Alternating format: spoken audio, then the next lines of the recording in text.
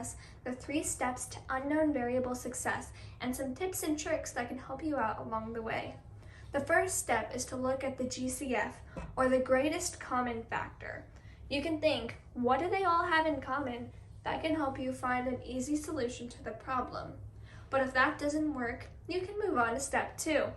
Can you use square relationships to replace something? Now, when I say square relationships, what I mean is the trig identity, such as sine squared of x plus cosine squared of x equals 1. And if that's the case, you can use a quadratic to solve easily. Let's go over an example using the greatest common factor method. Now, our first step is to write out our equation. In this case, we have sine of x minus 2 sine of x cosine of x equals 0. Now remember, with the greatest common factor method, the first thing we have to look at is what do they all have in common? Well, by the looks of it, they both have a sine in common. So in step 2, we see that we take out the sine of x, so that our new equation is sine of x, 1 minus 2 cosine of x equals 0. Now using this, we can break this up into 2 equations. First up, we need to know when sine of x equals 0. Now since sine of x is our y value, we need to find the 2 spots on our unit circle where the y value is 0. In this case, it's 0 and pi. Next up, we're going to break up 1 minus 2 cosine of x equals 0. So first we need to take away the 1 and move it to the other side. So we have negative 2 cosine of x equals negative 1.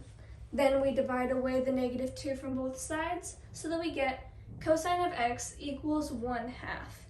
Now, since our cosine is our x value, we look at our unit circle and find out that cosine of x equals 1/2 at pi over 3 and 5 pi over 3.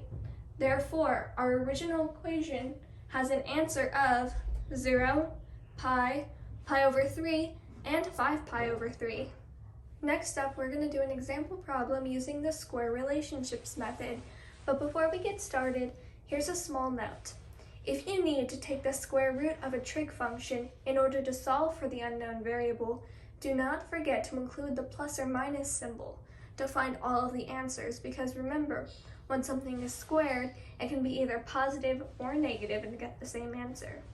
So therefore, you're going to want to use the plus or minus symbol, or else you won't get all of the right answers. And now here's our example problem with the square relationships method. In this example, we're going to be using the square relationship of cosine squared of x plus sine squared of x equals 1, our most basic square relationship. Now let's look at our problem. Cosine squared of x equals 1 minus sine of x. Now, the first step we want to take is we want to move everything to one side. So now in step 2 we have cosine squared of x minus 1 plus sine of x equals 0. Now you'll notice that I have cosine squared of x minus 1 underlined, and that's because we can use a square relationship with that. Because cosine squared of x minus 1 equals negative sine squared of x, as shown in step 3. So now we have this new equation. Negative sine squared of x plus sine of x equals 0. Now let's think back to our 3 steps. Now the first step is to look for the greatest common factor. And now I see one. We can take out the sine of x, as shown in step 4, because now we have sine of x, and then in parentheses, negative sine of x plus 1 equals 0. We can now break that up into 2 separate equations. First up, we have sine of x equals 0. Now we want to look at where the y values on our unit circle equal 0. And that's in 2 places. That's at 0 and that's at pi. Now we can look at our negative sine of x plus 1 equals 0. The first thing we'll do is we'll take away 1 from each side, and then we'll divide by that negative in front of this sign so that we can get sine of x equals 1. Now sine of x, or the y value, only equals 1 in one place, and that's at pi over 2. So therefore our 3 answers are 0, pi over 2, and pi. One more thought.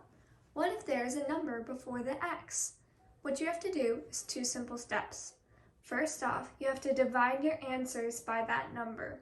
So let's say the answer was pi, and the number before the x was 2. You would have to divide pi by 2 so that your new answer would be pi over 2. Your second step is to go around the circle that many times. Therefore, if it was 2, you would go around the circle that many times and go and find the coterminal of that mark each time that it says. Let's try that in an example problem. And here's our example. Here we have root 2 sine 2 of x equals 1. Now the first thing we want to do is we want to divide away the square root of 2 from both sides.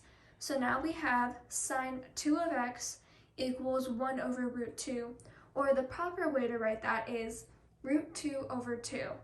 Now if we think about it, we can ignore the 2 for now in front of the x.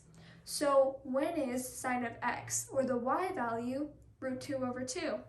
Well, that happens in 2 places, pi over 4 and 3 pi over 4. But now remember that the first thing we have to do at this point is we have to divide these 2 answers by the number in front of x, in this case 2. So we have pi over 4 divided by 2 equals pi over 8, and 3 pi over 4 divided by 2 equals 3 pi over 8. Now remember, our second step is we have to go that many times around the circle. So we have to go around the circle twice. So what we can do is add 2 pi to each of those answers. So now we have our final answers of pi over 8, 3 pi over 8, 9 pi over 8, and 11 pi over 8.